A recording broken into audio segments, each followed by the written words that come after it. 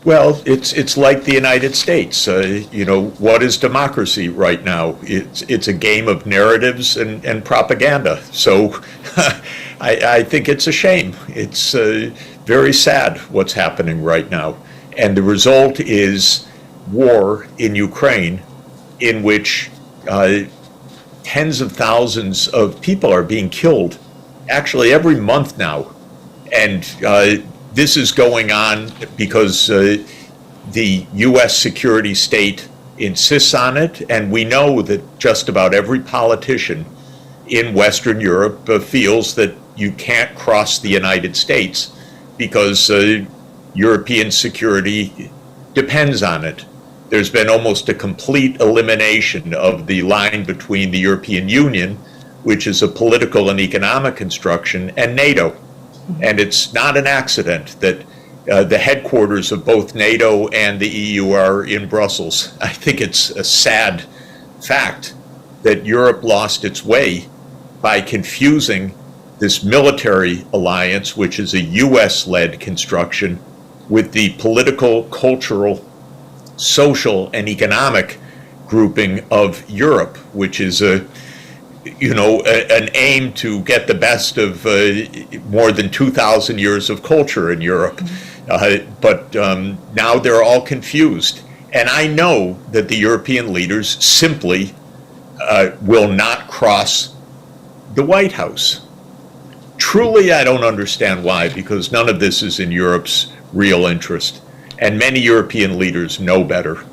But they're not talking. And what's happening in the media in Slovakia is happening all over the regions dominated by the U.S. And people are afraid. People are afraid of the United States government. People are afraid of the security state.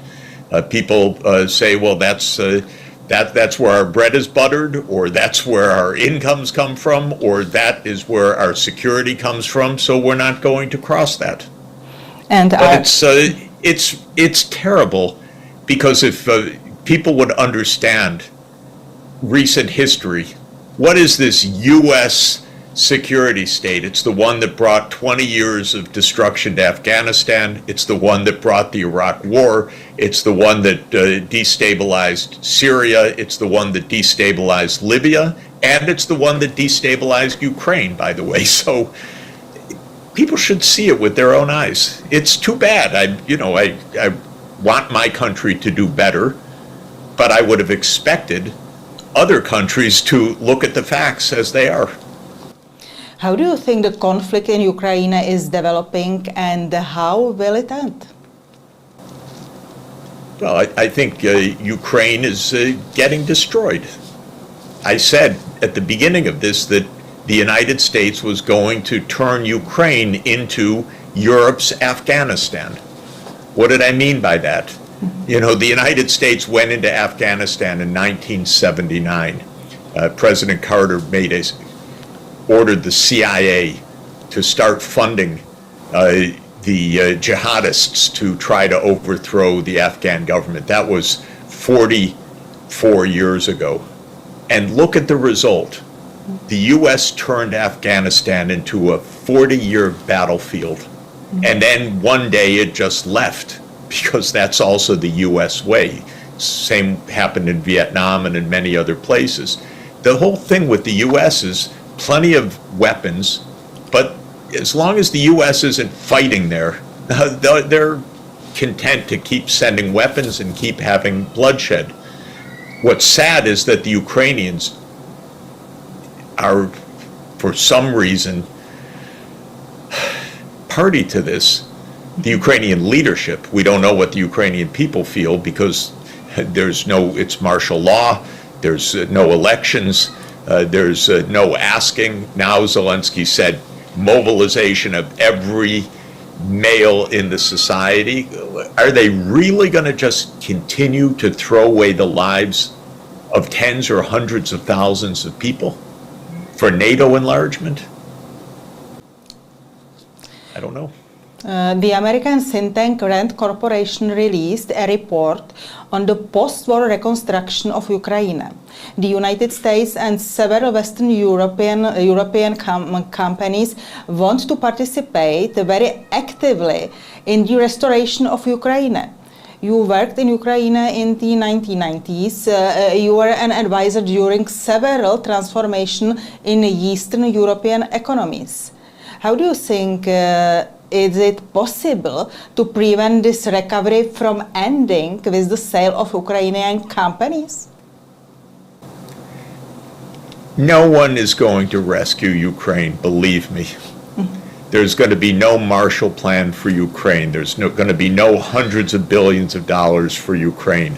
This is all fantasy world, period.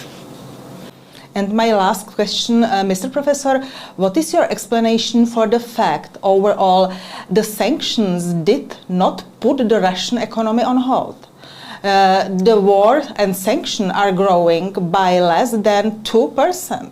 According to the World Bank, Russia's economy is now the strongest in Europe and the fifth largest in the world. How is it possible? Because most of the world does not agree with the U.S. and European Union. Shockingly, the Americans and the Europeans don't understand this because our media don't tell the truth. But my job is to work all over the world, mainly in the developing countries, in Africa, in Latin America, in South Asia, in East Asia, in Central Asia. Nobody believes in the official story that this is unprovoked Russian aggression against Ukraine. Everybody knows this is about the U.S. and Russia, NATO enlargement, U.S. power. This is what people know. So governments around the world didn't stop doing business with Russia. That's it. If they had, the sanctions would have had a much bigger effect. But Russia's actively trading all over Asia, all over Latin America, all over Africa. And the sanctions regime is just the US, EU, UK, Japan, Korea, Singapore. That's it. And the rest of the world is doing its business. And our media can't understand this because their job is to report the U.S. government narrative, which is that the whole world is united against Russia. Well, nonsense. This is exactly why these sanctions didn't work. By the way, the sanctions didn't work for a simple reason, which is not only does most of the world want to continue to have normal economic relations with Russia, but it's not so hard to have arrangements that don't involve U.S. banks. You just use other people's banks. That's the story. And so settling in rubles or settling in renminbi or settling in some other currency is not rocket science. It's just if you're not a friend of the United States, keep your money out of U.S. dollars because they may take the money away. That's the lesson.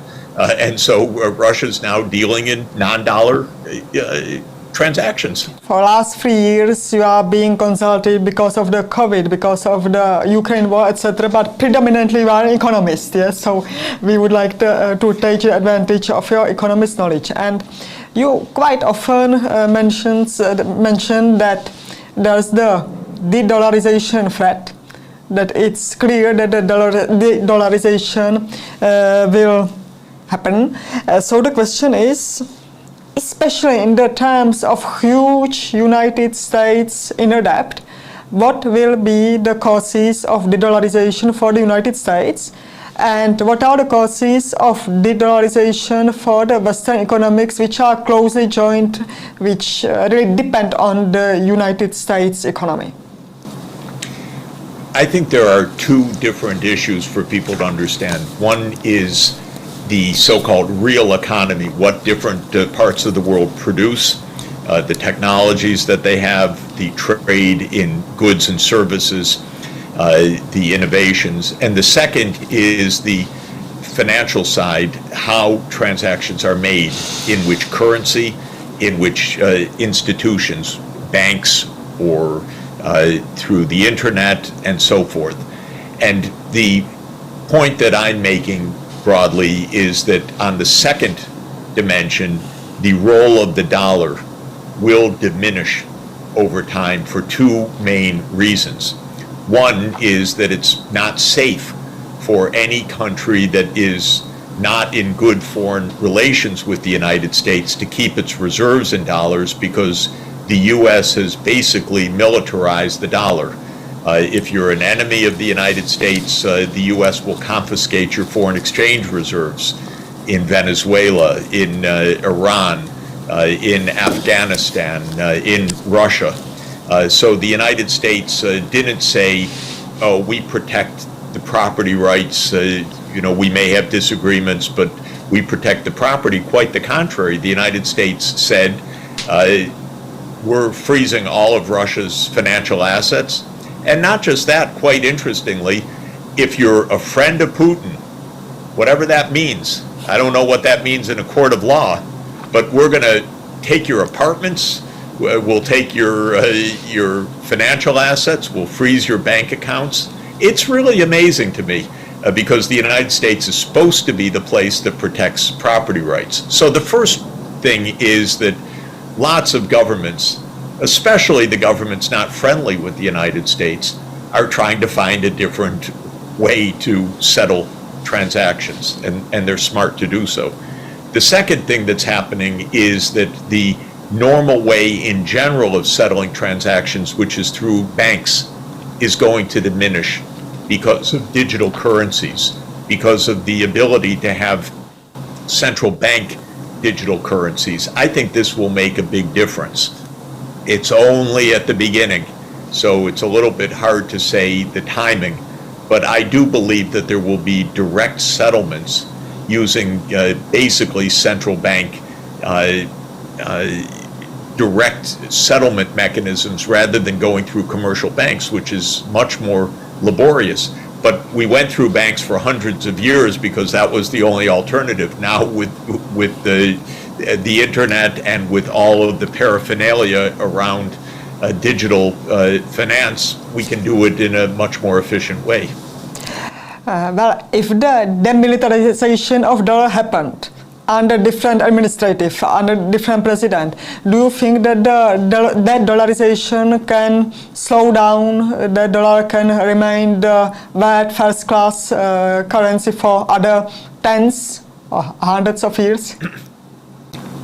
Not for hundreds of years, certainly, but there is normally a very gradual change in settlements processes because of network externalities, so-called, which means people use dollars because other people use dollars. So the dollar has a certain staying power.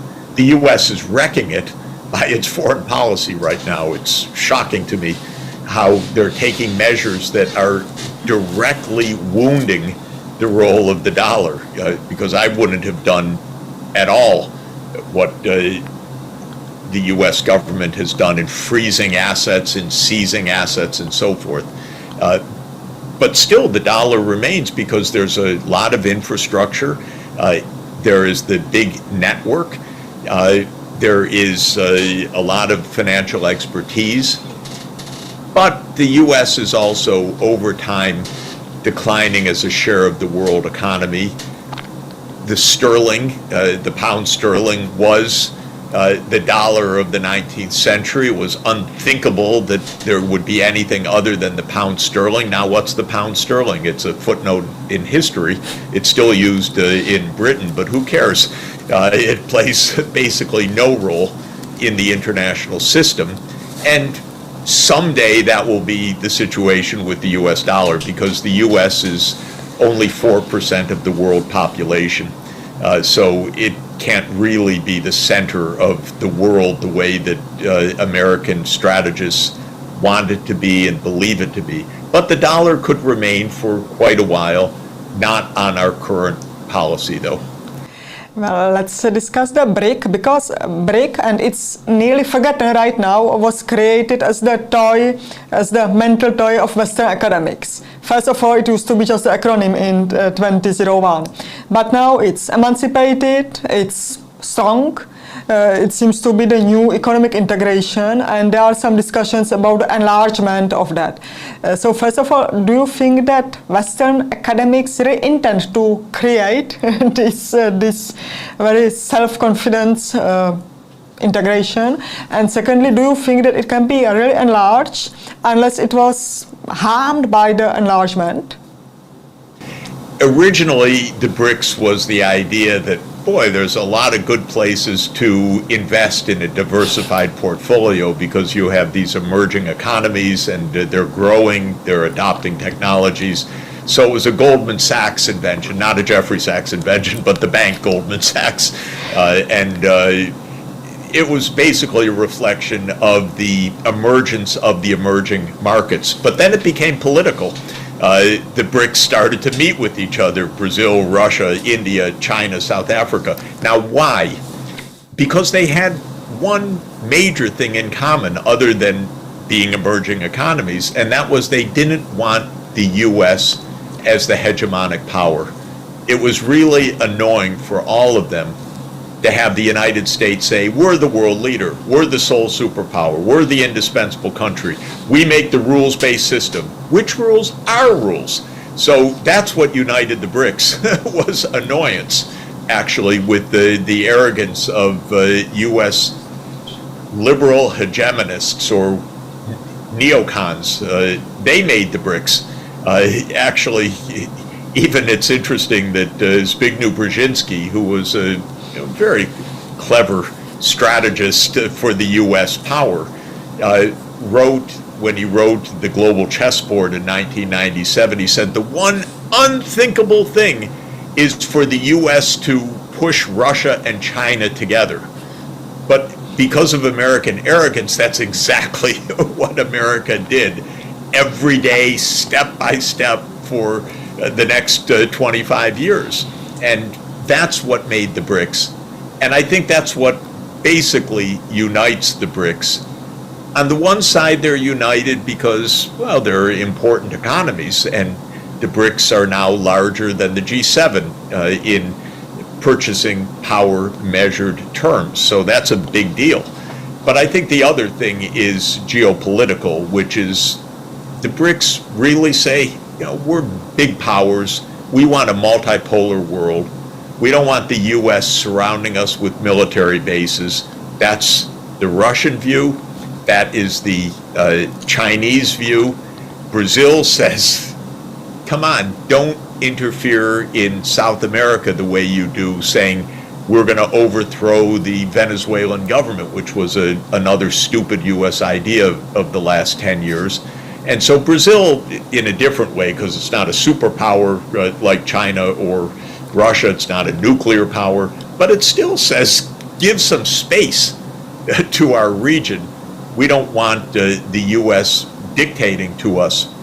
China's quite interesting because China triangulates. I don't mean China, sorry, India. India is quite interesting because India really triangulates.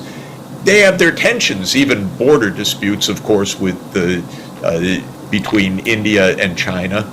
And the United States says, okay, we'll be your partner. You just have to oppose China. But India is also, of course, a great civilization. It was colonized by Britain for centuries.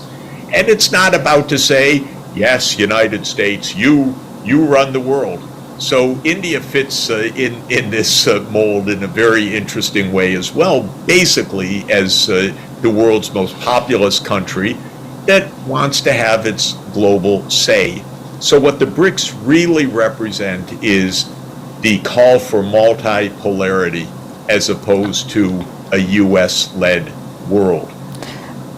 Europe somehow just wanted to duck under the blanket, and have the U.S. protection, which is very surprising to me because Europe has been very naive in recent years, especially regarding Ukraine. It's it's accepted huge economic costs without any strategic thinking because the U.S. said so. And we'll see how that evolves.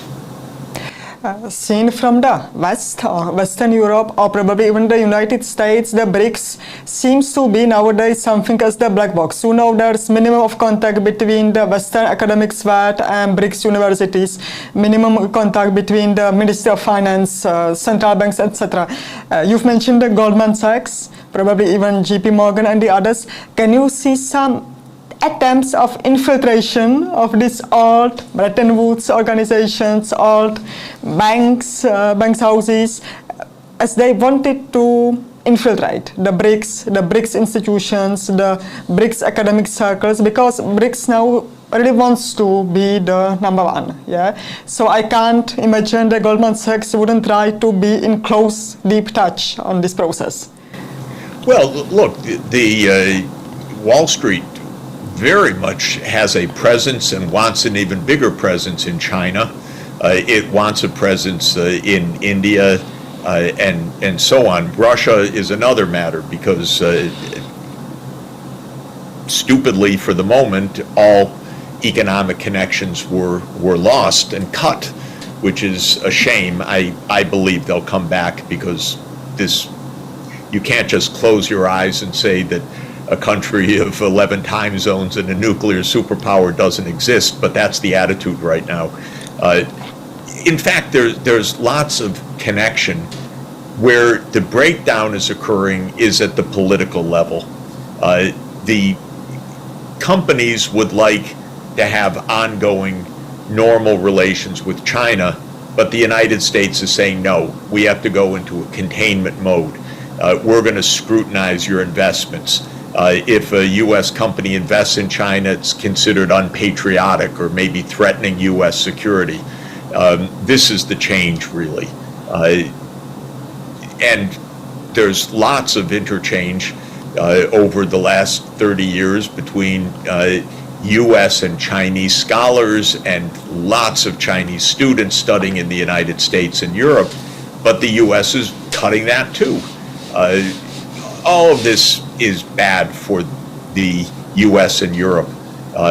All of this fear, protectionism, hostility is an own goal. It's a self-imposed cost, but it comes from this U.S. idea that either we're number one or we're going to fight to stop you from being so powerful, and it's leading to a very tense breakdown of relations that existed and that still exist to an important extent, but are now under a very dark cloud. And so if you have good relations with China, oh, the eyebrows are raised in the United States. What are you doing? Something improper, and so on. And Europe is increasingly playing with this, which is ridiculous because Europe and China are partners in Eurasia. Europe and China have every reason to cooperate with each other, to trade with each other. The Silk routes are not an imaginary idea. They go back 2,000 years, east-west trade. And but Europe is parroting, or at least Brussels is parroting the U.S. line right now. And the U.S. idea of NATO expanding to East Asia, I have to put as the number one dumbest idea that I've heard. You know, for NATO to open an office in Tokyo, for example. What are we possibly thinking? And how could Europe, which is filled with such intelligent people, ever go along with this idea? I don't know. Probably the last question. There's a wide discussion about the BRICS currency unit, new currency unit, artificial currency unit. Is there something that the BRICS as the integration can get inspired by Europe, by special drawing rights, probably how to avoid the mistakes and the deep errors of them? What should be the design of such unit? I doubt that there will be a BRICS currency anytime soon, but what I do believe is that there will be a non-dollar, non-euro settlements system that the BRICS countries will use. Maybe they'll settle a lot in renminbi, maybe they'll settle in Indian rupees, they will settle some in rubles. They may establish financial institutions with extensive swap lines between the central banks, kind of a quasi-IMF that would help to ensure liquidity among the trading partners within the BRICS and a broader network. But a single currency, I doubt it. One could say, by the way, that there could be something like a BRICS SDR, which is a unit of account, it's a basket, it can serve certain purposes, but it's not really a settlements currency, and it's not really an active transactions currency. So one could imagine something like that, but I don't think we're going to see an actual currency that you can look at or hold in your account that's and use for transactions that's a BRICS currency anytime soon. Maybe I'm out of date and it's going to happen faster, but I think it'll be much more likely that, excuse me, on our phones we'll be able to settle in renminbi, or we'll be able to settle in rupees or reales rather than a single BRICS currency.